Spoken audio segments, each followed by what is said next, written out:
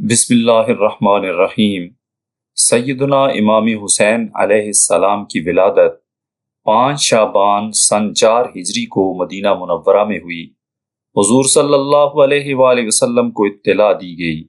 آپ سیدہ فاطمۃ الزہرا سلام اللہ علیہا کے گھر تشریف لائے۔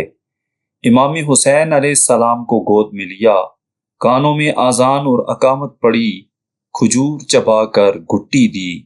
ولادت کے 7ویں روز بطور عقیقہ 2 مینڈوں کو ذبح کر کے قربانی دی گئی اور سر مبارک کے بال اتروا کر ان کے ہم وزن چاندی صدقہ میں غریبوں کو دی گئی۔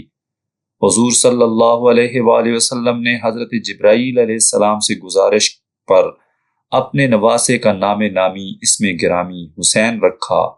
رسول اللہ صلی اللہ علیہ وآلہ وسلم کے چچا حضرت عباس رضی اللہ تعالی عنہ کی زوجہ پاک حضرت ام فضل رضی اللہ تعالی عنہا ایک دن حضور اکرم صلی اللہ علیہ وآلہ وسلم کی بارگاہ میں حاضر ہوئیں اور عرض گزار ہوئیں، یا رسول اللہ صلی اللہ علیہ وآلہ وسلم، میں نے نہایت ہی خوفناک خواب دیکھا ہے۔ حضور صلی اللہ علیہ وآلہ وسلم نے فرمایا، بتاؤ وہ کیسا خواب ہے؟ عرض کرتی ہیں کہ وہ خواب بہت ہی سخت اور ہیبت ناک ہے جسے بیان کرنے کی ہمت نہیں پڑتی۔ حضور صلی اللہ علیہ وآلہ وسلم نے ارشاد فرمایا، آخر بتاؤ تو صحیح وہ کیسا خواب ہے؟ حضرت ام فضل عرض کرتی ہیں، یا رسول اللہ صلی اللہ علیہ وآلہ وسلم، میں نے خواب میں یہ ہیبت ناک منظر دیکھا ہے کہ آپ صلی اللہ علیہ وآلہ وسلم کے جسم مبارک کا ایک ٹکڑا کاٹ کر میری گود میں رکھ دیا گیا ہے۔ یہ خواب سن کر حضور اکرم صلی اللہ علیہ وآلہ وسلم نے فرمایا، یہ تو بہت بڑا اچھا اور مبارک خواب ہے۔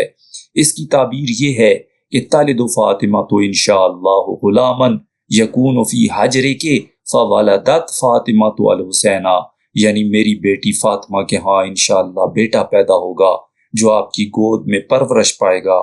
چنانچہ اس خواب کے کچھ دنوں بعد حضرت فاطمہ کے ہاں حضرت امام حسین علیہ السلام کی ولادت ہوئی۔